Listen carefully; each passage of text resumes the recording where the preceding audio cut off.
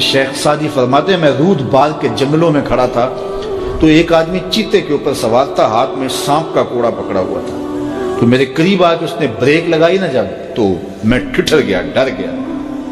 تو وہ مسکرا کے کہنے لگے، وہ صاحب جو چیتے پہ سوار تھے، سعدی ڈر گئے ہو؟ تو میں نے کہا بات ہی ڈرنے کی ہے، پھر چیتے پہ تم سوار ہو، ہاتھ میں سانپ کا کوڑا پکڑا ہے۔ تو سعدی فرماتے ہیں وہ بزرگ مسکرا کے بولے، سعدی تو خدا کا ہو جا، خدا کی خدائی تیری ہو جائے، تو ہو کے تو دیکھ ان کا، پھر نوکر ہو جائے گی ساری خدائی تیری۔ لیکن ہم جب زر کے پیچھے لگ گئے تو پھر غلام بن گئے۔ یہ دنیا کی مثال سائے کی طرح ہے، سائے کے پیچھے بھاگو گے تو آگے بھاگے گا، سائے کے آگے بھاگو گے تو پیچھے بھاگے گا۔ اللہ اکبر۔ حضور نے ایک سوراخ سے بیل نکلتے ہوئے دیکھا، نکلنے کے بعد پھر دوبارہ اس چھوٹے سے سوراخ سے وہ گھسنا چاہتا ہے لیکن وہ گھس نہیں پاتا۔ تو جبریل امین سے پوچھا یہ کیا ماجرا ہے؟ عرض کی یا رسول اللہ صلی اللہ علیہ وسلم، یہ اس شخص کی مثال بیان کی گئی ہے جو زبان سے بڑا بول بول بیٹھتا ہے اور پھر اس کو واپس لینا چاہتا ہے تو وہ نہیں لے پاتا۔ جو آپ بول دیا پھر وہ واپس نہیں ہو سکتا، اس لیے بولنے سے قبل سوچ کے بولنا چاہیے۔ یہ بہت سارے تیر زبانوں کے، کچھ لوگوں کی عادت ہوتی ہے کہ وہ فٹ بول دیتے ہیں، وہ یہ نہیں سوچتے اس سے کسی کا دل دکھ جائے گا۔ اور بعض لوگوں کے رویے یہ ہوتے ہیں کہ سچا بندہ کھرا ہوتا ہے، کڑوا ہوتا ہے تو وہ ہمیشہ ہی کڑوے رہتے ہیں۔ یہ کون سی بات ہے؟ رسول اللہ سے بڑا سچا کوئی نہیں تھا، حضور سے میٹھا کوئی نہیں تھا۔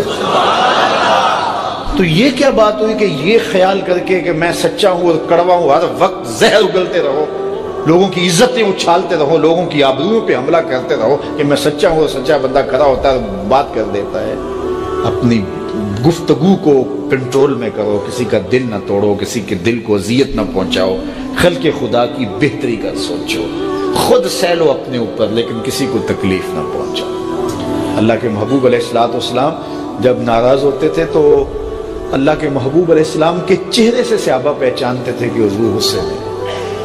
کوشش حضور کی ہوتی کہ کچھ نہ کہا جائے، اور اگر حضور علیہ السلام کچھ کہنا چاہتے تو پھر آقا کریم علیہ السلام اجتماعی طور پہ کہتے ہیں کہ بعض لوگوں کا یہ خیال ہے ایسا نہیں ہے ایسا ہے، تاکہ اس کو دیکھو کئی لوگ بھرے مجمع میں ایک شخص کو ٹارگٹ کرتے ہیں، ایسا کرنے سے اس کی عزت ہی باقی نہیں رہتی۔ اللہ کے محبوب ایسا نہیں کرتے تھے، جب کسی کو کہنا ہوتا تو بھرے مجمع میں حضور کہنے کی بجائے حضور ایک ویسے بات کرتے کہ بعض لوگ ایسے کرتے ہیں، بعض ایسے کرتے ہیں، ایسے نہیں کرنا چاہیے، اور جس کا ماجرا ہوتا وہ سمجھ جاتا ہے۔ تو یہ کوئی بات نہیں ہوتی کہ میں کھرا آدمی ہوں، میں سچا آدمی ہوں، میں لوگوں کے دل چیرتا رہوں، میں لوگوں کے دل پر حملہ آور ہوتا رہوں، لوگوں کے جذبات سے کھیلتا رہوں، لوگوں کو تکلیف اور آزار پہنچاتا رہوں اور خلق خدا کے لیے میں تکلیف کا باعث بن جاؤں صرف اس بات پر کہ میں سچا ہوں۔ پہلی بات یہ ہے کہ یہ تیرا گمان ہے کہ تو سچا ہے اور کھڑا ہے، یہ تو اللہ کو پتا ہے کون کہاں کھڑا ہے۔ اس لیے یہ بات بہت اہم ہے کہ بولنے سے قبل سوچنا چاہیے، ایسے ہی زبان سے کوئی بات نہیں نکال دینی چاہیے۔ عربی کا ایک شعر ہے کہ جراحات السنان لہو تیام ولا یلتام ما جرح اللسان، کہ جو زخم نیزوں کے لگتے ہیں وہ بھر جاتے ہیں لیکن زبان کے تیروں کا زخم کبھی نہیں بھرتا، وہ تازہ رہتا ہے۔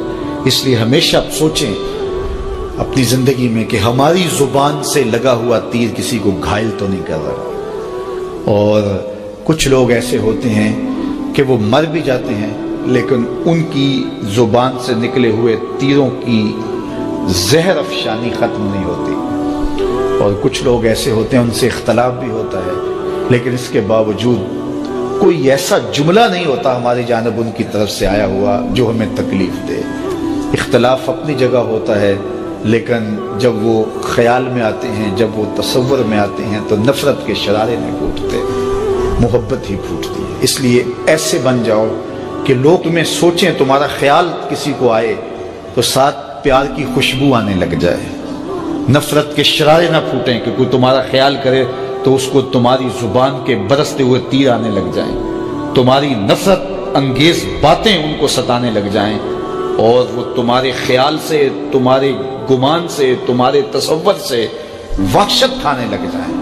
نہیں، خوبصورت زندگی گزارو، اپنی زبان کو کنٹرول میں کرو، اپنی زبان کو قابو میں کرو۔ ام المومنین سیدہ